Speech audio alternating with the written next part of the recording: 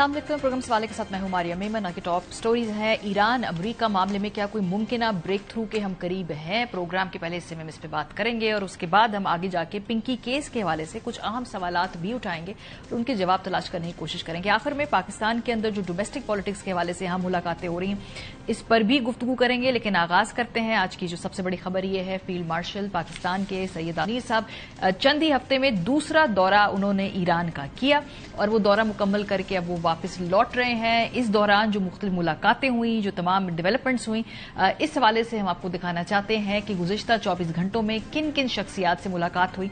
मुलाहिजा कीजिए।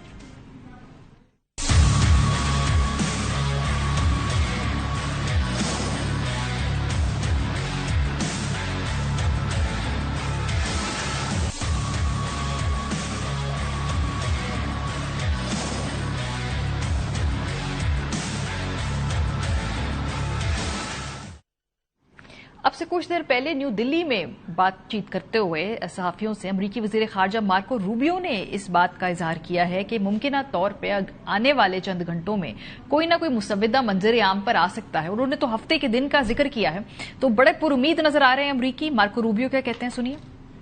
The question is about the Iranian issue, and as I said, there's been some progress done, some progress made. Even as I speak to you now, there's some work being done. There is a chance that whether it's later today, tomorrow, in a couple days, we may have something to say. But this issue needs to be solved, as the President has said, one way or the other. Iran can never have a nuclear weapon. The straits need to be opened without tolls. They need to turn over their enriched uranium. They need to turn over their highly enriched uranium. We need to address that issue. We need to address the issue of enrichment. These are the President's points consistently. इस हवाले से अमरीकी वजीर खारजा ने पाकिस्तान के किरदार के हवाले से क्या कहा, ये जरा मुलाहिजा कीजिए। Field Marshal Munir could be traveling there very, very soon. And we're in constant communication with him.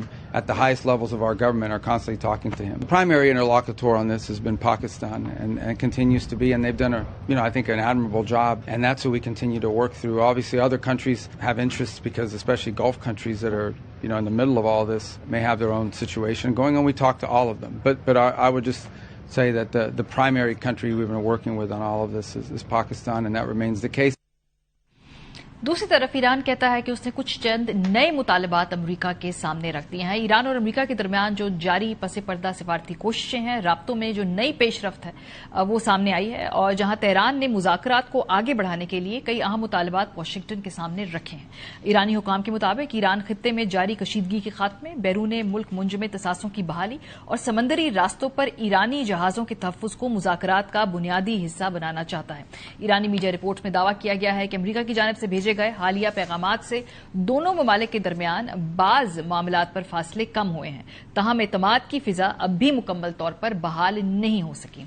ईरानी वजारत खारजा के तर्जुमान इस्माइल बकाई ने अपने बयान में कहा कि तेहरान मुज़ाकरात को संजीदगी से ले रहा है, लेकिन माजी के तजर्बात के बायस कुछ तहफ़्फ़ुज़ात अब भी मौजूद हैं। उन्होंने कहा कि हम मुआहदे से बहुत दूर भी हैं और बहुत करीब भी हैं। उनका कहना था कि ईरान चाहता है कि लबनान समेत मुख्तलिफ महाजों पर जारी तनाज़ात का खात्मा हो और खित्ते में कशीदगी कम की जाए। उन्होंने इस तासुर को भी मुस्तरद किया कि जौहरी प्रोग्राम से मुतालिक गर्दिश करने वाली बाज इत्तलात जो हैं वो हकायक पर मबनी है। अमरीका बार बार ईरान की जौहरी सलाहियत के हवाले से सवाल उठाता है और अभी भी प्रेसिडेंट ट्रंप की इस हवाले से यही पोजीशन है कि ईरान के पास जौहरी हथियार नहीं रहने देंगे। मुलाहिजा कीजिए। Iran is dying to make a deal. We'll see what happens, but we hit them hard, and we had no choice because Iran cannot have a nuclear weapon. They cannot have it. Arab media दूसरी तरफ कहता है कि अगर ये मुआहिदा होता है तो उसको हम इस्लामाबाद डिक्लेरेशन करार दिया जाएगा। ये इस्लामाबाद डिक्लेरेशन होगा। प्रोग्राम के इस हिस्से में अब से कुछ देर पहले ISPR की जानिब से भी एक प्रेस रिलीज आई जिसमें इस पाकिस्तान के फील्ड मार्शल की जो दौरा है उस हवाले से मालूमात दी गई और ये कहा गया कि फील्ड मार्शल आसिम मुनीर की मुलाकातें मस्बत और तामीरी माहौल में हुई हैं। इलाकाई कशीदगी पर अहम मुशावरत, अमन व इस्तेहकाम के लिए मुज़ाकराती अमल तेज करने पर इतफाक हुआ है। इलाकाई अमन, इस्तेहकाम, हतमी मुफाहमत के लिए मुशावरती अमल आगे बढ़ाने पर तफसीली तबादला ख्याल भी हुआ है। 24 घंटे के दौरान इंतहाई अहम मुज़ाकरात में हौसला अफजा पेशरफ्त हुई है। इंतहाई अहम मुज़ाकरात में हतमी समझौते की जानिब मस्बत पेशरफ्त हुई है। ईरानी क़यादत ने इलाकाई मसाइल के पुरअमन हल में पाकिस्तान के मुखलिसाना और तामीरी किरदार को सराहा है।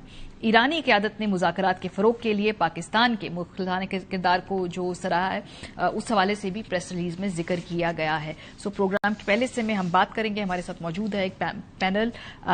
کامران یوسف صاحب ہیں, سینئر صحافی ہیں, ماہر بین الاقوامی امور کے. ہمارے ساتھ اسلام آباد سے موجود ہیں. ڈاکٹر عادل نجم صاحب ڈین ہے بوسٹن یونیورسٹی کے, امریکہ سے ہمارے ساتھ ہیں. افتخار فردوس صاحب اسٹوڈیو میں ہمارا ساتھ دیں گے. کامران, آپ سے آغاز کرتے ہیں. جو ابھی مارکو روبیو صاحب تو بہت پر امید ہیں, انہوں نے تو ہفتے کا ذکر بھی کیا ہے, یعنی کہ وہ آنے والے اگلے 48 گھنٹوں میں کہتے ہیں کہ ہمارے پاس کچھ کہنے کو ہوگا. سو ابھی کیا صورتحال ہے, کدھر کھڑے ہیں معاملات, کن چیزوں پہ اتفاق رائے ہے, یا ابھی ہم معاہدے سے کچھ دور ہیں؟ دیکھیں, بہت کچھ آئی تھنک پچھلے چند گھنٹوں میں تیزی سے ڈیولپمنٹس ہو رہی ہیں. جب پاکستان کے فیلڈ مارشل نے اپنا دورہ کنکلوڈ کیا آج شام کو, تو اس کے بعد امیڈیٹلی کچھ اسٹیٹمنٹ تو نہیں آیا تھا. کچھ جو اسٹیٹمنٹ ایران کی طرف سے آئے تو اس میں شاید کچھ لوگوں نے یہ کنکلوڈ کرنا شروع کر دیا کہ یہ دورہ ناکام ہو گیا اور کوئی ڈیل نہیں ہو رہی. لیکن پچھلے چند عرصے میں بہت چیزیں تیزی کے ساتھ تبدیل ہو رہی ہیں. آپ نے خود ذکر کر دیا ISPR کا جو اسٹیٹمنٹ ہے, اگر آپ اس کو ڈی کوڈ کریں تو میرے خیال میں کلیئر ایک انڈیکیشن ہے کہ چیزیں اچھی سمت کی طرف جا رہی ہیں. لیکن میں آپ کی توجہ جو ایران کے وزارت خارجہ کے ترجمان ہیں ان کے لیٹسٹ بیان کی طرف بھی دلوانا چاہوں گا, کہ جس میں وہ یہ اب کنفرم کر رہے ہیں کہ ہم اس وقت ایک MOU جو ہے, میمورینڈم آف انڈرسٹینڈنگ, اس کو فائنلائز کر رہے ہیں. اور جو ایشوز وہ کہہ رہے ہیں کہ ان کے بقول جو اس وقت ڈسکس کیے جا رہے ہیں وہ ہے کہ اس جنگ کو پرماننٹلی بند کیا جائے, اور فوکس جو ہے ان کے بقول جو US نیول بلاکیڈ ہے, یعنی کہ ظاہر ہے کہ ان کا وہ پرسپیکٹو ہے, اور اس کے ساتھ پھر جو ایرانین جو ایسٹس کے ایشوز ہیں اس کی وہ بات کریں, اور باقی پھر معاملات جو ہیں بعد میں طے کیے جائیں گے. کچھ اور اطلاعات بھی ایسی آ رہی ہیں کہ اس میں باقاعدہ طور پر اب یہ جو MOU ہے جو ایران کی طرف سے تو کنسنٹ دے دیا گیا ہے. اس میں جو اسٹریٹ آف ہرموز کو ری اوپن کرنے کی بھی بات کی گئی ہے. اس میں جب US نیول بلاکیڈ ختم ہو جائے گا, کوئی ایسٹس فریز اگر کیے جائیں گے, اور پھر اگلے مرحلے میں جو نیوکلیر اور باقی ایشوز ہیں ان پر ڈسکشن ہوگی. تو جو میری اپنی انڈرسٹینڈنگ ہے کہ جو بھی وہاں پر ڈسکشن ہوئی ہے, اب ظاہر ہے کہ پاکستان کی سائڈ امریکہ کو بریف کرے گی, اور مے بی اگلے چند گھنٹوں میں پھر امریکہ کی طرف سے جو رسپانس آئے گا, تو جو مارکو روبیو بھی کر رہے ہیں, جو ٹائم لائن 24 سے 48 گھنٹے کی دے رہے ہیں, تو I would also stick to that کہ اگر امریکہ کی طرف سے کوئی پازیٹیو رسپانس آتا ہے, جو ایران سے خبریں آ رہی ہیں کم از کم ایران کے اینڈ پر جو ان کا پرسپیکٹو ہے وہ تو شاید وہ اگری کر گئے ہیں. کیا امریکہ اس پر اگری کرے گا؟ اور اگر امریکہ اگری کر گیا تو ڈیفینیٹلی آئی تھنک ایک بڑی اناؤنسمنٹ جو ہے اس کے حوالے سے بہت جلد ہم اس کی توقع کر سکتے ہیں. کامران, لیکن آپ نے جیسے کہا کہ یورینیم افزودگی کا معاملہ پھر اب دوسرے مرحلے تک چلا گیا, تو بڑی میجر فلیکسیبلٹی ادھر ہم نے دیکھا امریکی موقف کے اندر بھی آئی ہے, ورنہ وہ تو یورینیم افزودگی کے ایشو کے علاوہ بات کرنے پہ اس طریقے سے تیار نہیں تھے. کیا یہ درست اسیسمنٹ ہے؟ نہیں, دیکھیں, اس میں نے کہا کہ یہ ایران کی طرف سے موقف ہے, اور جب ظاہر دو فریقین ہوتے ہیں تو ایران جو اپنا پرسپیکٹو ہے وہ بیان کرے گا. اب جب ہمارے سامنے ایکچولی MOU یا اگر کوئی اس طرح کا معاہدہ ہوتا ہے انٹرم, وہ جب سامنے آئے گا تو اس میں پھر بعد میں اندازہ ہوگا. اٹ از پاسبل, کیونکہ امریکہ کے لیے یہ بہت بڑی چیز ہے. وہ تو ایسا نہیں ہے کہ بالکل اگر آپ اس کو ایکسکلوڈ کر دیں گے نیوکلیر والے ایشو کو تو امریکہ تو اس پہ نہیں مانے گا. یہ پاسبل ہے کہ انیشلی اسٹریٹ آف ہرموز کے اوپر اور باقی چیزوں کے اوپر اگریمنٹ ہو جائے, اور یہ جو عارضی جنگ بندی ہے پرماننٹ جنگ بندی میں چلی جائے, اور اس لیٹر آف انٹینٹ کہہ لیں جو امریکی صدر ٹرمپ نے خود بھی کہا تھا, اس میں جو مجھے لگتا ہے کہ شاید جو دونوں فریقین ہیں جو ایجنڈا آئٹمز ہیں کہ ان ایشوز کے اوپر ڈسکشن ہوگی, تو اس ایشو کے اس ایجنڈے کے اندر نیوکلیر والا جو ایشو ہے وہ ہو سکتا ہے کہ ہائی لائٹ ہو جائے جو امریکہ جو چاہتا ہے, اور پھر جو اس پر مذاکرات ہیں وہ اگلی سٹیج کے اوپر ہوں. تو ایسا ممکن نہیں ہے کہ شاید کہ جو نیوکلیر والا ایشو ہے اگر کوئی ابتدائی معاہدہ بھی ہوتا ہے تو اس میں مکمل طور پر اس کا کوئی ذکر نہیں ہوگا. میرے خیال میں اس کا ذکر ہوگا. حتمی معاہدہ تو ظاہر ہے کہ جب بات چیت ہوگی تبھی ہوگا. تو اس طریقے سے شاید ہو سکتا ہے کہ پھر جو عام طور پر اس طرح کے معاہدے جب ہوتے ہیں تو اس میں لینگویج کے اوپر بھی بہت زیادہ لے دے ہوتی ہے, تو ہو سکتا ہے کہ کچھ اس طریقے سے اس کو ڈرافٹ کیا جائے کہ جس میں جو دونوں امریکہ اور ایران کے کنسرنز ہیں وہ اس میں ریفلیکٹ ہوں, اور دونوں کو ایک ایگزٹ اسٹریٹجی بھی مل جائے اور کچھ ون ون سینیریو دونوں اپنی اپنی کانسٹیچوئنسیز کے اندر پروجیکٹ کر سکیں. ڈاکٹر عادل نجم صاحب, امریکی صدر تو اپنے بیٹے کی شادی بھی اوپر بھی نہیں جا رہے, اتنے وہ فکر مند ہے ایران کی معاہدے کے حوالے سے. جو ابھی یہ ڈیولپمنٹ ہوئی ہے لیٹسٹ, اس کو آپ کس طرح سے ڈی کوڈ کرتے ہیں؟ شکریہ جی. دیکھیں امریکی صدر شادی پہ نہیں جا رہے, اس میں ان کے خاندان عجیب سے, وہ اپنی شادی میں پتہ نہیں گئے کہ نہیں. سو وہاں شادیاں ہوتی رہتی ہیں, ان کے بیٹے کی بھی کافی ہوئی ہیں, ان کی بھی ہوئی ہیں. So I think that is a separate thing. اس کو ہم اتنا نہ ریڈ کریں. وہ اس پہ اسپینڈ ڈال رہے ہیں کہ جی بڑا امپورٹنٹ ہے.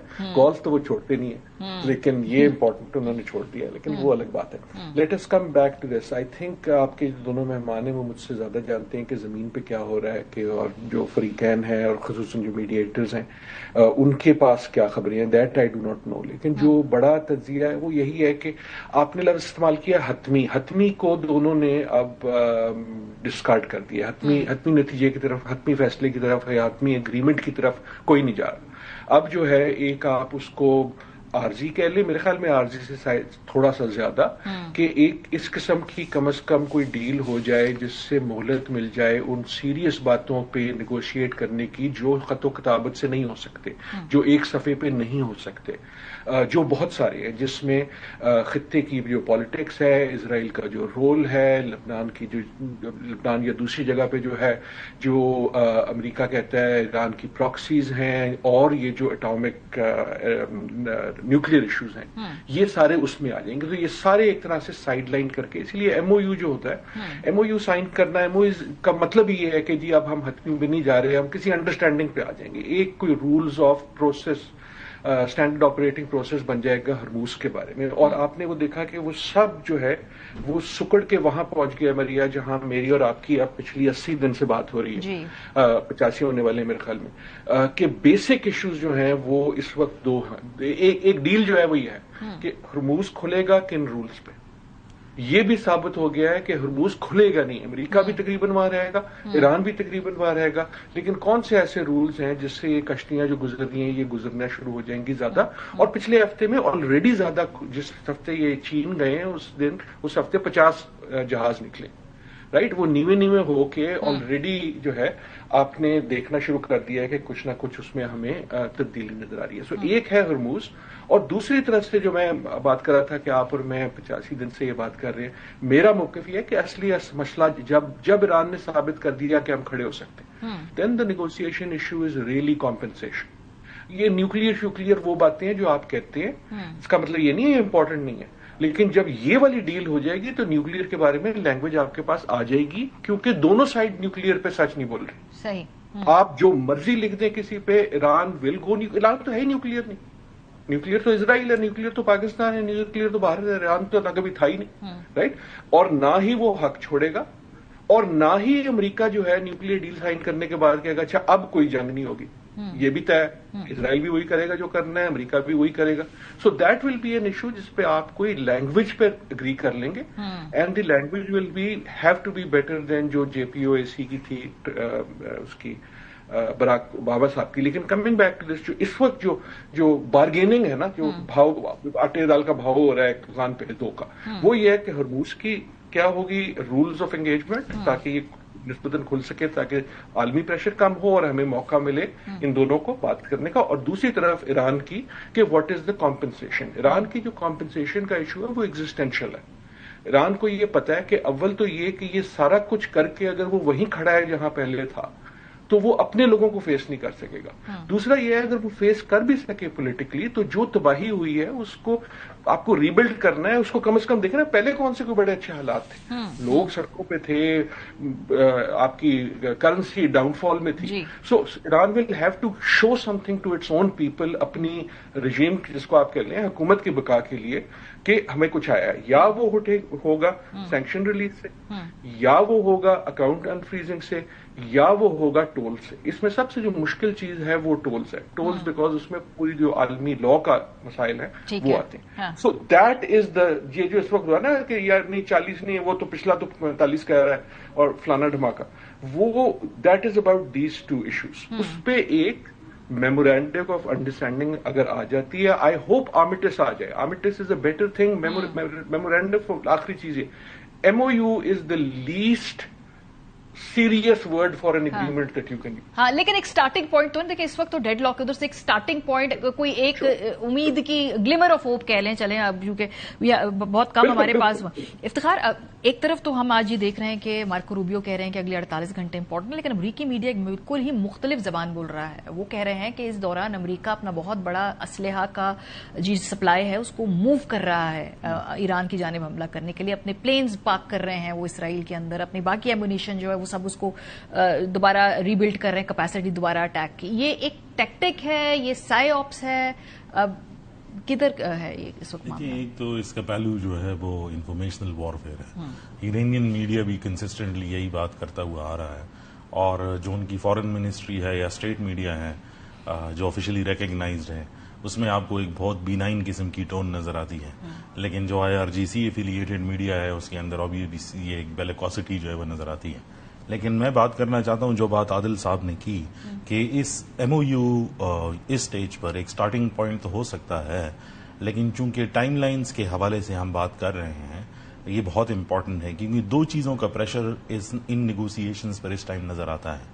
एक तो अमेरिका के अंदर 25 तारीख को मेमोरियल डे होने वाला है, जिसमें सदर ट्रंप जो है वो कौम से खिताब करेंगे, और ये उनके लिए ऐसा है जैसे हमारे शोहदा को हम खराज तहसीन जो है वो पेश करते हैं 23 मार्च इस तरह से ऑब्वियसली। सो वहां पर ये इशू जो है इम्पोर्टेंट नजर आता है कि and it's a public holiday as well, लोग निकलते हैं रैलियों की शक्ल में और उन शोहदा के घर जाते हैं। सो ही हैज टू से something to his armed forces, जो एक विक्ट्री का मार्क जो है वो नजर आए। दूसरा उसमें इम्पोर्टेंट जो है वो हज का फैक्टर है, और हमें पता है कि ये निगोशिएशंस जो पुश थ्रू जो है वो हुए भी थे, उसमें एक सऊदी जो है पुश एंड पुल फैक्टर जो है वो बहुत इन्वॉल्व था। रही बात जो स्टेटमेंट्स आई हैं जिनका आपने जिक्र किया, ISPR का और मार्को रूबियो का, और साइमल्टेनियसली जो कामरान ने कहा कि ईरानियन स्पोक्स पर्सन ने भी जो है वो बात की, इसके पीछे एक बैकग्राउंड है। क्योंकि मेरे जराए के मुताबिक जब PM शहबाज शरीफ आज चाइना में जो है वो लैंड हुए थे, तो उनकी एक इम्पॉर्टेंट जो है बैंक्वेट उनके लिए जो है वो रखा गया था, तो उसको शॉर्ट करके जो ईरानियन डेलीगेशन, पाकिस्तानी डेलीगेशन जो ईरान में था उनकी और शहबाज शरीफ की बात हुई, उसमें चाइनीज इंटरलोक्यूटर्स भी थे, और उसके बाद उसको जो है US को भी कन्वे किया गया। तो आपको जो तीनों साइड से जो स्टेटमेंट नजर आ रही हैं तो वो रैंडम नहीं है, बल्कि वो नोट्स जो है वो कम्युनिकेट हो चुके हैं। दैट इज वाई उसमें एक MOU की शक्ल नजर आ रही है। लेकिन कोई भी पायेदार एग्रीमेंट अगर होगा, उसमें सबसे इम्पोर्टेंट बात यह है कि जो नजम साहब ने जो है वो की है कि उसको JCPOA से जो है वो स्ट्रॉन्गर होना पड़ेगा, क्योंकि अगर 12 साल की मेहनत के बाद एक एग्रीमेंट जो है वो हुआ और वो भी जो है वो टूट गया, इसकी सबसे इम्पोर्टेंट बात यह है कि ऐसे बाइंडिंग हो MOUs जो है वो टिकता हुआ नजर नहीं आता। लेकिन इसके साथ साथ कामरान, जो MOU देरपा नहीं है, लेकिन इसके अंदर अभी मामलात में और बहुत सारे स्पॉयलर्स हैं। फॉर एग्जांपल इसराइल जो है उनकी गारंटी कौन देगा? अगर ये मुआहिदा किसी तरफ जाता भी है तो इसके गारंटर्स कौन है? इसको इम्प्लीमेंट करना लॉन्ग टर्म के अंदर, इसकी खिलाफ वर्जी ना हो। तो ये सारी बातें जो है अभी बहुत मराहिल है इसको फाइनलाइज होने में, या ये तय हो चुका है, या इसके खदोखाल कुछ आ जाएंगे सामने आने वाले चंद दिनों में? आई थिंक इसमें जो लोगों का स्केप्टिसिज्म है वो बिल्कुल अपनी जगह पे जायज है। मुझे याद है जब 7 अप्रैल को भी पाकिस्तान की तरफ से जब सीज फायर ये करवाई गई थी, तो उस वक्त भी लोगों को ये लगता था कि ये 24 से 48 घंटे भी सीज फायर नहीं चलेगी। तो वो ना सिर्फ सीज फायर चली, उसके बाद अमेरिकी सदर ट्रंप ने उसको इंडेफिनेटली एक्सटेंड किया। तो मैं बीइंग ऑप्टिमिस्ट, मुझे लगता है कि बेशक जो MOU है, ये बात एक ब्रॉडर डिस्कशन हो जाती है कि MOU हो या हतमी एग्रीमेंट हो, इसका ये हरगिज मतलब नहीं है कि मिडिल ईस्ट के जो मसाइल हैं, ईरान और अमेरिका और इसराइल के जो मामलात हैं वो हमेशा के लिए खत्म हो जाएंगे। जो root cause of the problem है वो तो अपनी जगह पे मौजूद है। लेकिन अगर आप इमीडिएट फ्यूचर की बात करें, मुझे लगता है क्योंकि इस जंग के नतीजे में जो सबक मिला है अमेरिका को भी कि ये कोई इतनी आसान गेम नहीं है। पूरा जो सिस्टम है वो तलपट हो गया है, खास करके जो दोबारा अगर खुदा न खास्ता जंग होती है तो फिर आप जो इकोनॉमिक रिसेशन है ग्लोबल, उससे आप अपने आप को बचा नहीं सकते। तो मुझे लगता है कि one step at a time, अगर फर्ज करें कि ये MOU हो जाता है, और उसमें जो सबसे की फैक्टर है इसराइल बिल्कुल स्पॉइलर है, बट डोंट फॉरगेट कि इसराइल जो है या बेंजामिन नेतन्याहू बगैर ट्रंप के गो अहेड के कोई ऐसा स्टेप नहीं लेगा। बिल्कुल ट्रंप बेंजामिन नेतन्याहू को अपना दोस्त कहते हैं, लेकिन ये भी याद रखें कि ट्रंप जो है वो ही इज अ किंग, اور جو بادشاہ ہے نا اگر آپ اس کو ناراض کریں گے یا اس کی مرضی کے خلاف کام کریں گے تو بینجامن نیتنیاہو کو یہ بھی پتا ہے کہ وہ کسی وقت بھی پھر پلٹا بھی کھا سکتے ہیں. تو ایز لانگ ایز اگر کوئی ایم او یو ہوتا ہے, کوئی معاہدہ ہوتا ہے, ٹرمپ اس کو بیک کرتے ہیں, تو جو اسرائیلی پرائم منسٹر ہے یا اسرائیلی ہارڈ لائنرز ہیں, میرا نہیں خیال کہ وہ اتنا بڑا رسک لیں گے کہ وہ کوئی اسپوائلر والا اس میں رول پلے کریں. تو ابھی تک کی جتنے جو میسجز, جتنے جو سگنلز آ رہے ہیں وہ تو پازیٹیو ہیں, اور اس کی وجہ یہ ہے کہ جو سٹیکس ہیں وہ میں نے کہا کہ بہت زیادہ ہائی ہیں. مجھے نہیں لگتا کہ امریکہ بھی چاہتا ہے دوبارہ ہم جنگ کریں. ایران پبلکلی جو مرضی سٹیٹمنٹس دیتا رہے, وہ بھی جنگ میں دوبارہ واپس نہیں جانا چاہتے. گلف کی بات کریں وہ تو بالکل بھی اس کے بارے میں آلریڈی ان کو نقصانات ہوئے. آف لیٹ ایون یو اے ای جو ہے, جو پہلے شاید میڈیشن کے حق میں نہیں تھا, جو کہتا تھا کہ جو ایران کا کرنٹ رجیم ہے اس کو ختم ہونا چاہیے, وہ بھی اب اس فیور میں ہے کہ اگر اس میڈیشن کے ذریعے کوئی معاملات حل ہوتے ہیں تو گڈ انف, کہ اس کو میرے خیال میں بہتر ہے کہ اس کو حل ہو جانا چاہیے. تو یس, اسپوائلرز اپنی جگہ پہ بالکل موجود رہیں گے, لیکن جتنا سفر پاکستان کی مدد سے اور پھر باقی پلیئرز انوالو ہوئے ہیں, یہاں تک ہم آ گئے ہیں, تو لیٹس ہوپ کہ یہ جو باقی ہرڈلز بھی ہیں اس کو بھی ہم کراس کر لیں گے. بالکل ٹھیک بات ہے. عادل نجم صاحب, یہ امریکہ نے اسرائیل کو مینج کرنے کے بعد یہاں تک ہم ایم او یو کی سٹیج پر آ گئے ہوں گے, اس کے بغیر تو یہ ممکن نہیں ہے نا. اس کا مطلب ہے کہ یہ اسپوائلر کو بھی تھوڑا سا نیوٹرلائز کر دیا امریکہ نے. دیکھیں, آپ کے جو دو مہمان ہیں میرے خیال میں پاکستان میں انٹرنیشنل سیکیورٹی پہ ان سے زیادہ انفارمڈ لوگ ہیں نہیں. سو میں بہت زیادہ عزت کے ساتھ آئی ہوپ کہ کامران از رائٹ. عموماً میں آپٹیمسٹ ہوتا ہوں, لیکن کامران مجھ سے بھی زیادہ آپٹیمسٹ ہے اس مسئلے پہ. سو جو نیوٹرلائز کرنے والے مسئلے پہ but before coming to that مجھے ایک بات کلیئر کرنے دیں. میری باتوں سے کم از کم یہ خیال نہیں ہونا چاہیے کہ ایم او یو امپورٹنٹ نہیں ہے. بہت امپورٹنٹ ہے, کیونکہ اگر دوسرے سٹیپ پہ جانا ہے تو پہلا لینا پڑے گا نا پہلے. سو نن آف دس, ہم تینوں جو بات کر رہے ہیں وہ یہی کر رہے ہیں کہ کوشش وہ ہے, and I do think we are closer to it than we have before. تو وہ بات اس کے سائڈ پہ. اب اسرائیل کے مسئلے پہ آ جائیں. یہاں I do have a little scepticism, little نہیں بہت اسکیپٹسزم. میرا خیال, میرا انالیسس یہ رہا ہے کہ اسرائیل نے اور نیتن یاہو نے, کامران نے صحیح ڈسٹنکشن کی, نیتن یاہو نے یہ اپنے آپ کو کنونس کر لیا ہے پچھلے 80 دن سے نہیں, پچھلے 2 سال سے, کہ this is his last best chance. یہ غزہ میں ہو چکا تھا, اینڈ اس وقت یہ آئیڈیا کہ اول تو ٹرمپ کنگ ہے نہیں اینی مور, کنگ تو آپ بیجنگ میں بیٹھے ہیں نا. اور دوسرا یہ کہ, اور یہ جاہی نے ثابت بھی کر دیا, دوسرا یہ ہے کہ نیتن یاہو نے بار بار اس کنگ کو ڈیفائی کیا. نیتن یاہو کا زوم یہ ہے کہ میں اس کنگ کو مینیپولیٹ کر سکتا ہوں. آپ نے جنگ شروع کیسے کی, آپ نے جنگ کنڈکٹ کیسے کی, ایم او یو پہ سائن ہونا وغیرہ. I think the defining authority is not just Trump, it is Nitin Yahoo. And I think کہ ٹرمپ کی جو ایک کنونشنل وزڈم یہ ہوتا تھا کہ جب امریکہ کہے گا تو اسرائیل مان لے گا. آئی تھنک پچھلے 1.5 سال سے that has not been true.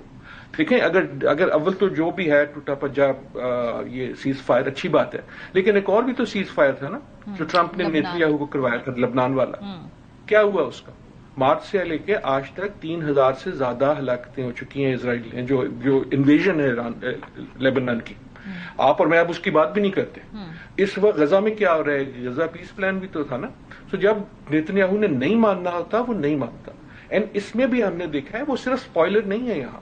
I think this is more than spoiler. یہ وہ ایک ملک ہے جو نیگوشیٹرس کو بم پھینک دیتا ہے جب اس کو روکنا ہوتا ہے. سو وہ that doesn't mean, so this idea, دیکھیں اگر ٹرمپ نے یہ کہنا پڑا کہ میں وہی کرے گا جو میں کروں گا, اس اسٹیٹمنٹ کا مطلب یہ ہے کہ امریکہ میں شک ہے. جو سوال ان سے پوچھا گیا تھا اس میں وہ شک تھا کہ Nitin Yahoo will not always do exactly what Trump says, چاہے وہ منہ پہ ہاں کر دے. میں پچھلے 2-4 دن سے as we come closer to the MOU میرا ڈر اور خوف یا یہی رہتا ہے, خبریں میں دیکھتا رہتا ہوں کہ کس وقت نیتن یاہو جہاز پکڑ کے آ جائیں گے امریکہ, اور وہ ٹرمپ کے ساتھ گولف کھیلتے کھیلتے ان کو اور کیا کنونس کریں گے. ٹرمپ کا جو بھی ہم ریئیکشن دیکھ رہے ہیں کولڈ ہاٹ, وہ ان ہاکس کی طرف سے آ رہا ہے جو ڈائریکٹلی یا تو نیتن یاہو کی ٹیم میں ہیں یا ہاکس ہیں جو اسی قسم کے, جو آپ ایکسیوس کی خبروں میں نظر آتا ہے, آپ نیو یارک ٹائمز کی خبروں میں نظر آتا ہے, جو آپ کو ایک پش ملتی ہے ایک ہاکش اسرائیلی پوزیشن کی. آخری جملے کی مجھے ایک اجازت دیجیے, I hope I am wrong. اس سارے میں I hope I am wrong, اس خاص طور پہ اس میں مجھے ڈر یہ ہے کہ Donald Trump has کارنرڈ himself because of the ہاکس. اچھا, کہ سائن کرنے سے پہلے وہ کسی نہ کسی قسم کی کائنیٹک ایکشن کریں گے. اچھا उनके जहन में ये है कि यार आखिरी मैं ये करूंगा, अच्छा जब हो जाएगा फिर मैं तुम्हें स्लेज हैमर किस्म की चीज करूंगा और फिर मैं कहूंगा कि अच्छा अब जो है ना मैं बड़ा आदमी बन के पीछे हट जाता हूं। खौफ इसलिए है कि that would under estimate the reaction that might come from Iran. और अगर गल्फ मुल्क जो हैं वो इस वक्त जो है बार बार ट्रंप को कह रहे हैं ऐसा मत करो सपोजिटली, तो उसके पीछे ये उनको ये पता है कि अगर अमेरिका ऐसे करेगा तो उसकी कीमत जो है वो गल्फ में होगी, वाशिंगटन में। ठीक है, ये जो आपने बात, that is what is keeping it from the signature, but do not under estimate the power of Netanyahu. जी इफ्तिखार, ये दो मुख्तलिफ पॉइंट्स। मारी अगर क्विकली मुझे अगर 10 सेकंड देने, आपने इफ्तिखार फिरदौस के पास जाना, मैं क्विकली डॉक्टर साहब बिल्कुल, एक तो मुझे मैं कॉम्प्लीमेंट लूंगा, बड़ी इनकी वैसे पॉजिटिव वाइब आती है, तो अगर मुझे ये अपने से ज्यादा ऑप्टिमिस्ट समझ रहे हैं तो मैं ये कॉम्प्लीमेंट लूंगा। जो मैंने इस कॉन्टेक्स्ट, ईरान के कॉन्टेक्स्ट में मैं असल में बात कर रहा था, वो बात बिल्कुल उनकी ठीक है। अदरवाइज जो बेंजामिन नेतन्याहू है, गाजा, लेबनान, वहां पे तो तबाही फेरी हुई है, कोई इसको परवाह नहीं है किंग की भी। लेकिन इस केस के अंदर एवरीबडी नोज के हमेशा से हार्ड लाइनर्स की, इजरायली की कोशिश रही ईरान पर हमला करने की, लेकिन कभी इससे पहले यूएस एडमिनिस्ट्रेशन ने सपोर्ट नहीं किया था इजराइल को, उसमें उनको सपोर्ट बहुत चाहिए। आई थिंक इसके अंदर मुझे थोड़ा सा जो इसमें डाउट है कि वो सोलो फ्लाइट नहीं ले सकते ईरान के खिलाफ, उनको अमेरिका की सपोर्ट चाहिए मिलिटरीली और अदरवाइज। ये थोड़ा सा मैं करेक्शन करना चाहता हूं। जी इफ्तिखार, यही सवाल मेरा आपके साथ है कि दो मुख्तलिफ रवैये पॉइंट ऑफ व्यू है इसमें इसराइल के स्पॉइलर किरदार होने के हवाले से। देखें, सबसे इम्पोर्टेंट बात तो यह है कि इससे पहले जो मीडिएशन जितनी भी हुई थी मिडल ईस्ट के हवाले से, और जो इसराइल ईरान जो है वो कॉन्फ्लिक्ट है, उसके अंदर जितने भी लोग इन्वॉल्व थे प्रोसेसेस के अंदर, अगर उसको सैबोटाज करने के लिए जो है कोई काम किया गया तो उस प्रोसेस के अंदर पाकिस्तान नहीं था। And that's a very important point, regardless of the fact कि मैं एक पाकिस्तानी हूं और मैं बहुत खुश हूं कि हमारे मुल्क का नाम हर जगह जो है वो आ रहा है, लेकिन इससे पहले उसमें कोई न्यूक्लियर स्टेट इन्वॉल्व नहीं था, कोई मिलिट्री पावर इन्वॉल्व नहीं थी। और अगर पाकिस्तान इसके अंदर इन्वॉल्व है, आई थिंक सारे साइड्स 10 मरतबा पहले सोचेंगे before they actually go to that राउट जो आदिल साहब जो है वो बात कर रहे हैं। हालांकि ये स्केप्टिसिज्म हम सबको है कि ऐसा कुछ हो सकता है इस सारे इशू के अंदर, लेकिन बैक चैनलिंग से जो बातचीत सामने आई है, तो मैं आपको काफी जो है वो बावसूख तरीके से बता रहा हूं कि एटलीस्ट एमओयू के ऊपर जो है एक अग्रीमेंट सारे साइड्स ने जो है बताया है। लेकिन the problem with it is के एक्चुअल एग्रीमेंट तक आप पहुंचते हुए टाइम कितना लगाएंगे। और न्यूक्लियर का इशू जो है, क्योंकि उसके ऊपर बात अगर अगले स्टेज में होनी है, that will remain a bone of contention. और हमने देखा है कि न्यूक्लियर के इशू से ही ये सारा झगड़ा जो है वो शुरू हुआ था, उसको प्रीटेक्स्ट बनाकर ये लड़ाई जो है वो शुरू हुई थी। तो may be the straight of Hormuz will open, may be Pakistan will come out to be one of those Nations जिसने डिप्लोमेटिक एफर्ट करके जो है वो आलमी जंग बचाई। लेकिन जो हमारे बाकी दो साथियों ने भी कहा कि वो प्रॉब्लम्स जो है वो रहेंगे, कोर इशू सॉल्व नहीं होगा जब तक कोर इशू, और उसमें टाइमिंग बहुत इंपॉर्टेंट है कि how much time will it require. बहुत शुक्रिया तीनों मेहमानों का। ब्रेक पे जाएंगे, जब वापस आएंगे पाकिस्तान के अंदर जो ड्रग्स की बढ़ती हुई शरह है नौजवानों में खासतौर पर जो इस्तेमाल करने की, उस पर बात करेंगे। और पिंकी केस हमने देखा पिछले एक हफ्ते से मीडिया की नजरों में है, लेकिन ऑन ग्राउंड एक्चुअली प्रोसिक्यूशन की जानिब से, पुलिस की जानिब से उस पर कितना काम हो रहा है, इस पर बात करेंगे। ब्रेक के बाद हमारे साथ रहेंगे।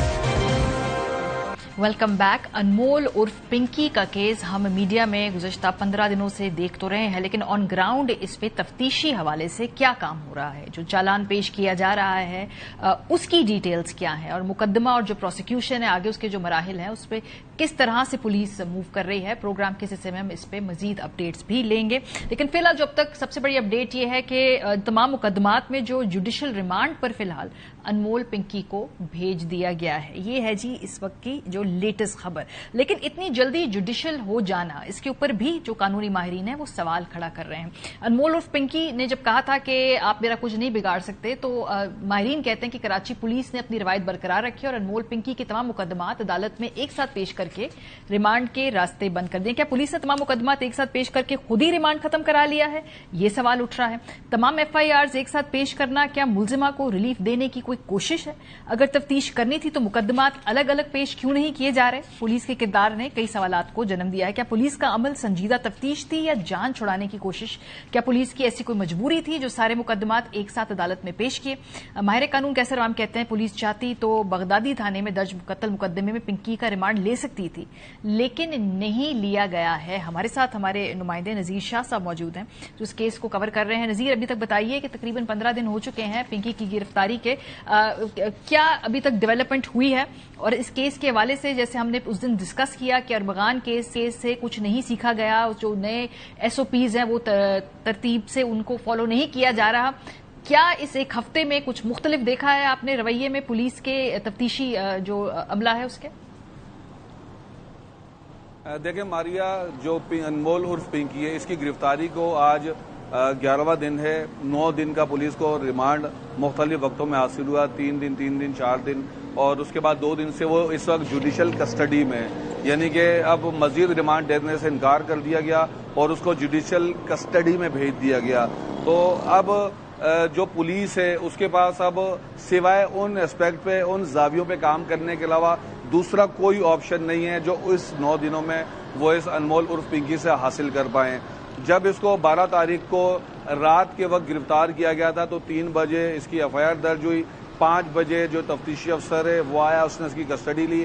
اس کے بعد صبح کے وقت اس کو ایس آئی او کی جانب سے منتقل کیا گیا اور دوپہر 12 بجے جب عدالت منتقل کیا گیا اور ہم نے پھر پورے عوام کو دکھایا کہ طاقتور میں اور کمزور میں کیا فرق ہوتا ہے، کس کو عدالت میں کیسے پیش کیا جاتا ہے. کہیں پر تو ایک بکری چور کو ہتھکڑیاں اور بیڑیاں لگا کر پیش کیا جاتا ہے، تو کہیں کروڑوں اربوں کا دھندا کرنے والی اور زہر بیچنے والی کو کس دھڑلے سے، کس طریقے سے عدالت میں پیش کیا گیا کہ شاید قانون خود بھی شرمندہ ہو گیا ہو.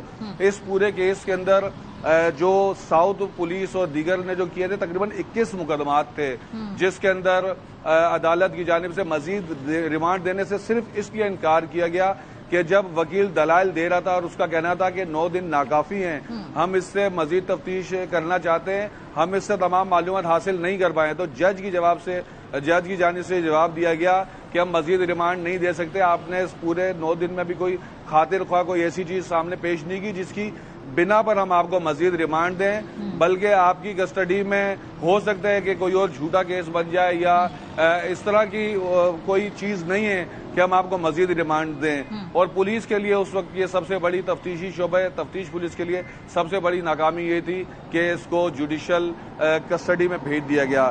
جس وقت پنکی کی گرفتاری عمل میں آئی تو یہ بات میں واضح کرنا چاہوں گا کہ جتنا بھی میڈیا ہے، سب سے پہلے یہ exclusively breaking A R Y news کی تھی، لیکن اس کے بعد آپ کا جتنا بھی نیشنل میڈیا، تمام اخبارات ہیں، کئی جھول اس کیس میں موجود ہونے کے باوجود ہم نے پولیس کو صرف اس لیے بھرپور سپورٹ کیا اس پنکی کے خلاف اس کیس میں تاکہ اس زہر بیچنے والی کو، اس منظم یہ جو مافیا ہے، اس کے خلاف پولیس کو میڈیا کی سپورٹ بھی ملے، اس کو قرار واقعی سزا دلوائی جا سکے اور اس کے ساتھ جتنے بھی رابطہ کار ہیں، جو اس کے سہولت کار ہیں، جو اس کی پوسٹ پر ہے یا جو اس کے ایسوسیٹس ہیں، وہ سامنے آئے. لیکن بدقسمتی سے ایسا نہیں ہوا، بلکہ پولیس میڈیا کو مزید پیچھے کرتی رہی. اس کے اندر پولیس اب 2 زاویوں پہ کام کر رہی ہے. پولیس نے اب ایک اے لسٹ بنائی ہے، ایک بی لسٹ بنائی ہے. جو اے لسٹ ہے اس کے اندر صرف ان لوگوں کے نام شامل ہیں جو پنکی کے ساتھ باقاعدہ ایز اے پارٹنر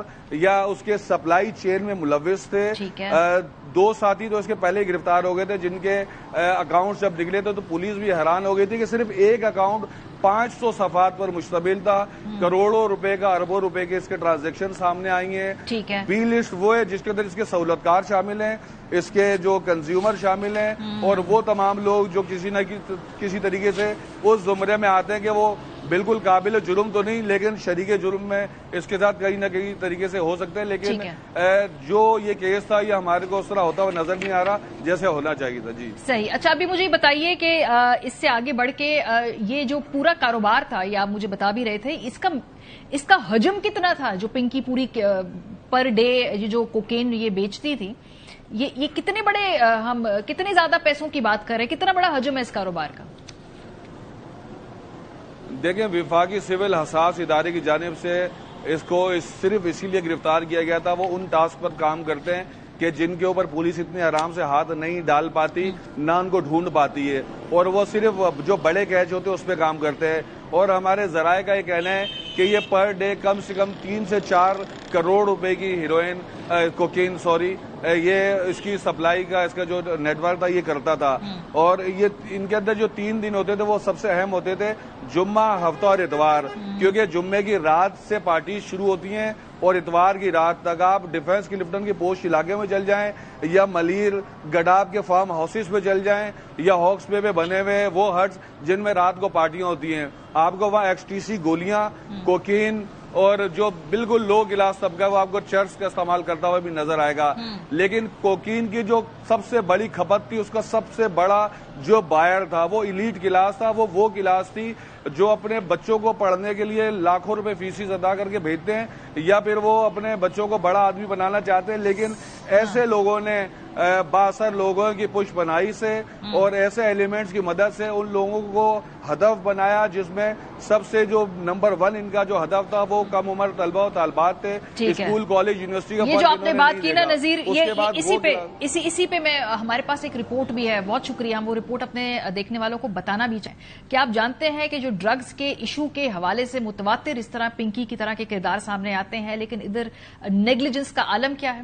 وہ یہ ہے کہ وزارت انسداد منشیات سے جب پوچھا گیا کہ بھائی نشے کی لت میں کتنے افراد اس ملک کے اندر مبتلا ہے تو ان کو اس کی تعداد ہی نہیں پتا. ڈان نیوز کے مطابق فیصل سلیم کی زیر صدارت سینٹ کی قائمہ کمیٹی کے برائے داخلہ کا اجلاس ہوا، یہ 14 جنوری 2015 کو ہوا، اور دوران اجلاس 2025 کو ہوا، اور دوران اجلاس حکام وزارت انسداد منشیات نے بتایا کہ منشیات کے اعداد و شمار کے حوالے سے آخری سروے 2013 میں ہوا تھا.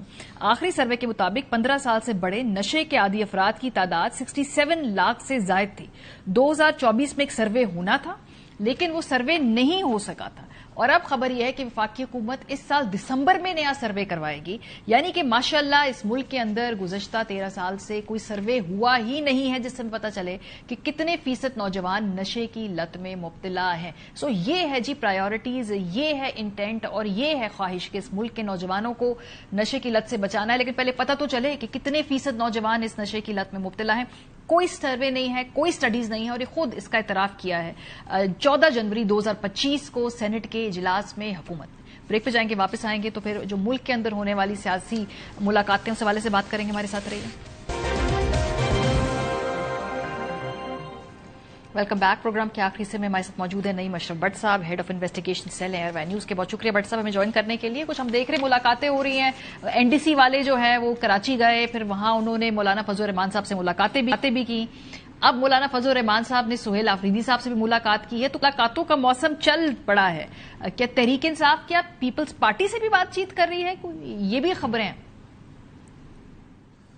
جی بالکل، ملاقاتوں کا سلسلہ چل پڑا ہے. پیپلز پارٹی سے تو ابھی اتنا وہ نہیں ہے، اور شاید یہ بہت مشکل ہوگا کیونکہ حکومت، اپوزیشن، پھر پہلے ہی PTI کے اندر بہت دباؤ ہوتا ہے ان کے رہنماؤں پر.